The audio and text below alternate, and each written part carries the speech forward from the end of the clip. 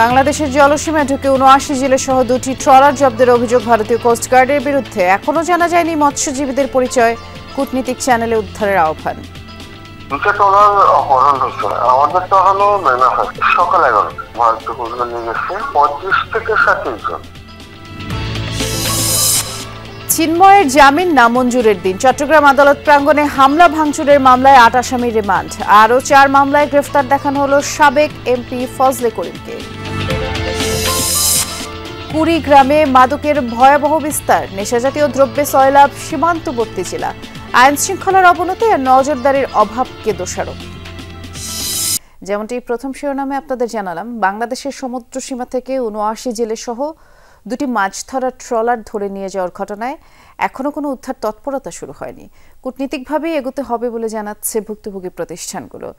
সোমবার সকাল 11টায় এই ঘটনা ঘটে। মোংলা ফেয়ারওয়ে থেকে আনুমানিক 24.7 নটিক্যাল মাইল ডাউনে বাংলাদেশি দুটি ফিশিং বোট লাইলা ২ এবং C&A অ্যাগ্রো লিমিটেডের মেঘনা ৫ ধরে নিয়ে যায় ভারতীয় কোস্টগার্ড। আর এই বিষয়টি যমুনা টেলিভিশনকে জানিয়েছেন C&A অ্যাগ্রো লিমিটেডের ম্যানেজার অপারেশন। তার দাবি, বাংলাদেশের সমুদ্রসীমার ট্রলারগুলো মাছ ধরছিল। এ সময় হঠাৎই ভারতীয় কোস্টগার্ড বাংলাদেশের সমুদ্রসীমায় প্রবেশ করে তাদেরকে ধরে নিয়ে যায়। এ বিষয়ে সামুদ্রিক মৎস্য দপ্তর বরাবর চিঠিও দিয়েছে প্রতিষ্ঠানটি।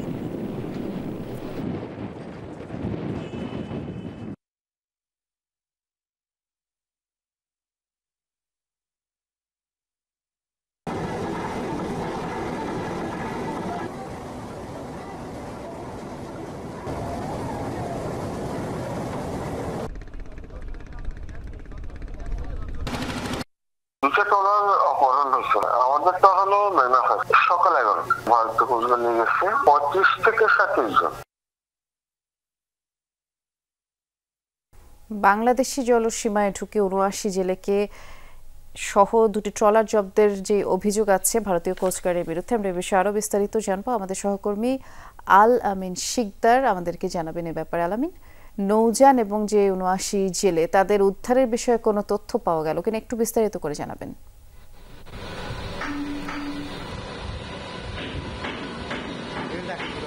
নুসরাত, আমরা এই মুহূর্তে রয়েছি চট্টগ্রামের যে ফিশিং যে কোম্পানিটি ছিল C&A, যার FV মেঘনা ৫ যে দুটি ট্রলারের মধ্যে একটি আমরা তাদের অফিসেই রয়েছি এবং তাদের সাথে আমরা এতক্ষণ কথা বলার চেষ্টা করেছি। তারা আমাদেরকে এখনো পর্যন্ত নিশ্চিত করতে পারেনি সেটি উদ্ধারে আসলে কি ধরনের তৎপরতা আসলে গ্রহণ করা হয়েছে। তবে তারা একটি বিষয় নিশ্চিত করেছে যে ভারতীয় কোস্টগার্ডই আসলে তাদের এই ট্রলারটি নিয়ে গেছে এবং সেই বিষয়গুলোই আসলে তারা এখন পর্যন্ত নিশ্চিত হয়েছে যে ভারতের উড়িষ্যা থেকে কলকাতার দিকে তাদেরকে নিয়ে যাওয়া হচ্ছে, এমন তথ্যই তাদেরকে জানানো হয়েছে। এবং দুটি যে FV বলা হয় অর্থাৎ ফিশিং ভেসেল FV মেঘনা ৫ এবং FV লাইলা ২, এই দুটিতে অন্তত ২ কোটি টাকার মতো মৎস্য ছিল, অর্থাৎ বিভিন্ন প্রজাতির মাছ ছিল সামুদ্রিক, এটা জানানো হয়েছে। এবং তারা যেটা বলছেন যে সুন্দরবন এবং খুলনার বঙ্গোপসাগরের কোনো একটি অঞ্চল দিয়েই আসলে সীমানাবর্তী কোনো একটি জায়গা থেকে বাংলাদেশে প্রবেশ করে ভারতীয় কোস্টগার্ডের সদস্যরা তাদেরকে ধরে নিয়ে যায় এবং সেই ট্রলারগুলো অর্থাৎ সেই যে ফিশিং ভেসেল, সেই ফিশিং ভেসেলগুলো এখন আমরা শুনছি যে ঠিক ভারতের উড়িষ্যার দিকে রয়েছে এবং সেখান থেকে কলকাতার দিকে হয়তো নিয়ে যাওয়া হচ্ছে, এমনটাই সেখানে থাকা জেলেরা এই যে মালিক পক্ষ তাদেরকে জানিয়েছেন। এই তথ্যগুলো আমরা জানতে পেরেছি। তবে তাদেরকে উদ্ধারে এখন পর্যন্ত কি ধরনের ব্যবস্থা গ্রহণ করেছে সেই বিষয়ে আমরা কোনো তথ্য এখনো পাইনি। তারা এরই মধ্যে সামুদ্রিক যে মৎস্য দপ্তর তাদের সেই দপ্তরে তাদেরকে উদ্ধারের বিষয়ে চিঠি পাঠিয়েছে। এই বিষয়ে সরকার কর্তৃক হয়তো কোনো ধরনের সিদ্ধান্ত গ্রহণ করা হয়েছে। ধন্যবাদ বিস্তারিত জানানোর জন্য। কুষ্টিয়া সীমান্তে BSF এর অতিরিক্ত জওয়ান বৃদ্ধির কারণ জানতে চেয়েছে বিজিবি। সোমবার ব্যাটালিয়ন কমান্ডার পর্যায়ের বৈঠকে বাংলাদেশের পক্ষ থেকে এই তথ্য জানতে চাওয়া হয়। ৪৭ বিজিবি ব্যাটালিয়ন এবং ১৪৬ BSF ব্যাটালিয়নের মধ্যে নিয়মিত বৈঠকেই অংশ নেন দুদেশের প্রতিনিধিরা। এতে বিজিবির পক্ষে নেতৃত্ব দেন battalion CO lieutenant colonel Mohammad Mahbub Murshed Rahman. অন্যদিকে BSF এর নেতৃত্বে ছিলেন ব্যাটালিয়ন উপ অধিনায়ক মনোহর লাল। বাংলাদেশের প্রশ্নের জবাবে BSF জানিয়েছে, মাদক ও চোরাচালান প্রতিরোধ এবং কাঁটাতার স্থাপনের প্রস্তুতি হিসেবে পর্যবেক্ষণ ও চিহ্নিতকরণ কার্যক্রমের জন্য সৈন্য বাড়ানো হয়েছে। বৈঠকে সীমান্ত সংশ্লিষ্ট পারস্পরিক ও নিয়মিত বিষয়গুলো নিয়েও আলোচনা হয়। চট্টগ্রাম আদালতে পুলিশের উপরে হামলা ভাঙচুর মামলায় ৮ আসামির 5 দিনের রিমান্ড মঞ্জুর করেছে আদালত।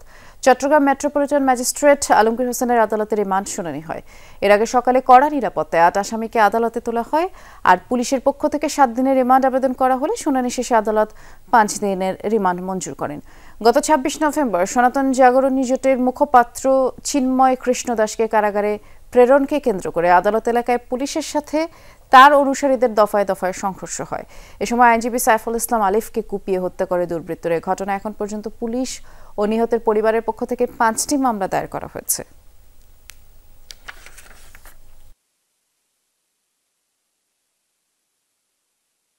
মোট 8 জন আসামিকে আজকে রিমান্ডের আবেদন করা হয়েছে এবং রিমান্ডের শুনানি হয়েছে এবং মাননীয় আদালত আমাদের MM3 ম্যাজিস্ট্রেট 3 শুনানি অন্তে এই যে আসামিদের মোট 7 দিনের আবেদনের মধ্যে 5 দিন রিমান্ড মঞ্জুর করেছেন। সাবেক সংসদ সদস্য ABM ফজলে করিম চৌধুরীকে রাউজান ও বোয়ালখালী থানার 4 মামলায় গ্রেফতার দেখিয়ে কারাগারে পাঠিয়েছেন আদালত। সকালে চট্টগ্রাম চিফ জুডিশিয়াল ম্যাজিস্ট্রেট কাজী শহীদুল ইসলাম এই আদেশ দিয়েছেন। এর আগে কড়া নিরাপত্তায় রাউজানের 5 বারের সাবেক সংসদ সদস্য ABM ফজলে করিম চৌধুরীকে আদালতে নেওয়া হয়। গত 24 সেপ্টেম্বর রাউজানের আরেকটি মামলায় তাকে 2 দিনের রিমান্ডে নেওয়া হয়েছিল। 12 সেপ্টেম্বর ভারতে পালিয়ে যাওয়ার সময় আখাউড়া সীমান্ত থেকে তাকে আটক করে বিজিবি। আওয়ামী লীগ থেকে 5 বার MP নির্বাচিত হওয়া ফজলে করিমের বিরুদ্ধে রাউজান ও নগরীর বিভিন্ন থানায় বেশ কয়েকটি মামলা দায়ের হয়েছে। আজকে ওনাকে মোট চারটা মামলা শুনানি দেখানো হয়েছে। নাথিং এলস, আমরা জামিন চেয়েছি, মাননীয় আদালত জামিন নামঞ্জুর করেছে। ডেফিনেটলি আমি তো বললাম একজনের বিরুদ্ধে যদি একটার মামলার জায়গায় যদি 20টা মামলা হয় ডেফিনেটলি উদ্দেশ্যপ্রণোদিত।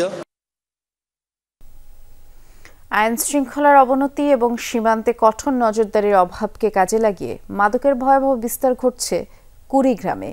ইয়াবা, গাঁজা, ফেন্সিডিলের মতো নেশাজাতীয় দ্রব্যের সয়লাভ সীমান্তবর্তী জেলাটি। শুধু তাই নয়, সীমান্ত দিয়ে পাচার হওয়া এসব মাদক সড়ক ও নৌপথে গোটা দেশে ছড়িয়ে পড়ছে। কুড়িগ্রামের 2টি উপজেলাকে দেশের দ্বিতীয় বিশেষ মাদক প্রবণ অঞ্চল হিসেবে ঘোষণার প্রস্তাবনাও দিয়েছে মাদকদ্রব্য নিয়ন্ত্রণ অধিদপ্তর। নেশায় বুঁদ হয়ে থাকার এমন দৃশ্যের দেখা প্রায়ই মেলে সীমান্তবর্তী জেলা কুড়িগ্রামে। খোলা মাঠ থেকে বাসাবাড়ি, দিন দুপুরে চলছে মাদক গ্রহণ। জেলার 9 উপজেলার 7টি ভারতের সীমানার সাথে যুক্ত। 300 কিলোমিটার সীমানার মধ্যে প্রায় 50 কিলোমিটার অরক্ষিত। এই সুযোগ নিচ্ছে মাদক কারবারিরা। মাদক দিয়ে ভরপুর আমাদের ইউনিয়ন।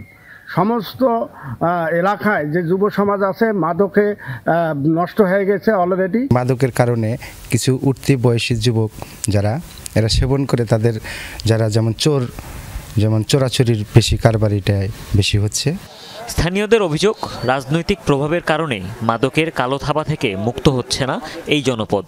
আছে 2 দেশে সীমান্তরক্ষী বাহিনীর যোগসাজশ। বিএসএফ গুলি বিশ্রাম করছিল, সেখানে আপনার প্রায় 1.5 কোটি টাকার মাল ছিল। এর সাথে জড়িত যারা তারা হলো 1 নম্বর আছে জাইদুল ডাক্তার ছেলে পলাশ, 2 নম্বর আছে কিডনি আজাদ ওরফে আজাদ। প্রশাসন, বিএসএফ, বিজিবি, তারপর হচ্ছে আপনার পুলিশ, এরা কিছু করতে পারে?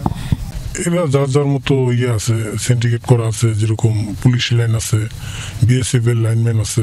আওয়ামী লীগ দীর্ঘ 17 বছর ক্ষমতায় ছিল, 16 বছর তাদের আমলে এই সিন্ডিকেটটা তৈরি হয়েছে। এই মাদকের রৌমারিতে অনেক ভয়াবহ আকার ধারণ করছে। এই সিন্ডিকেটটা এখনো রানিং আছে।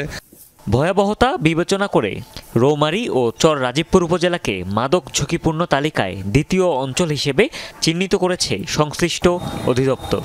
ভারত থেকে ইয়াবা, গাঁজা, ফেন্সিডিল, হেরোইন সহ বিভিন্ন প্রকার মাদক বাংলাদেশে অনুপ্রবেশ ঘটাচ্ছে এবং ঘটানোর চেষ্টা করছিল প্রতিনিয়ত।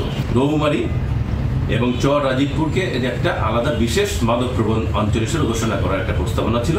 তার প্রেক্ষিতে আমরা একটা প্রস্তাবনা স্বরাষ্ট্র মন্ত্রক সুরক্ষা বিভাগে প্রেরণ করেছি।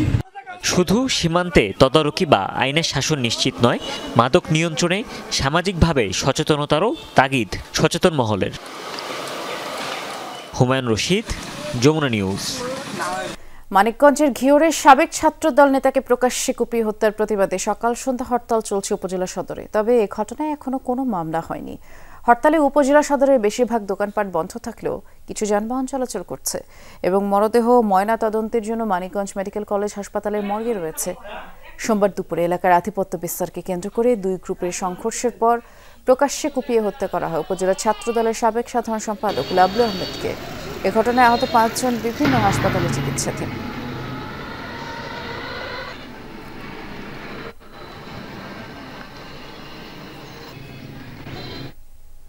ময়মনসিংহ শহরে ব্রহ্মপুত্র নদীর উপর তৈরি হচ্ছে রহমতপুর আর্চ স্টিল সেতু, আর তাতে শেরপুর জেলার সাথে যোগাযোগ ব্যবস্থার উন্নতি ঘটবে, দূরত্বও কমবে।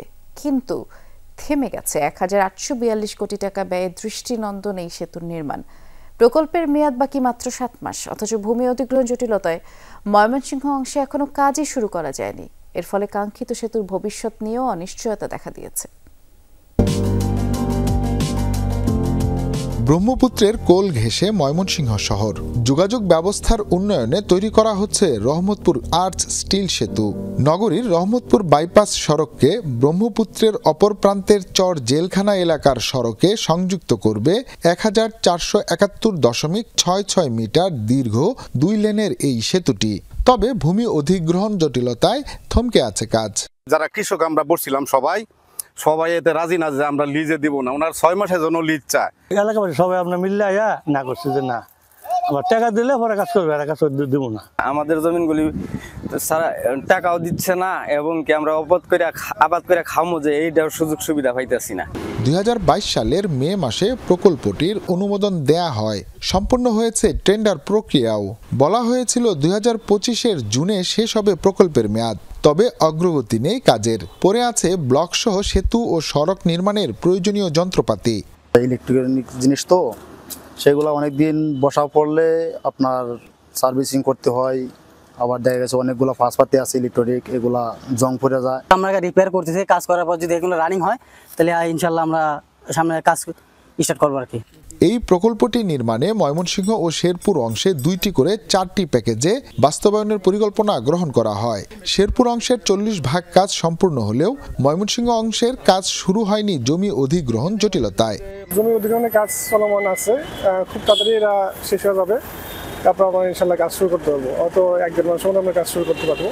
সড়ক ও জনপথ বিভাগ বলছে আগামী 1 মাসের মধ্যে অধিগ্রহণ প্রক্রিয়া সম্পন্ন হবে।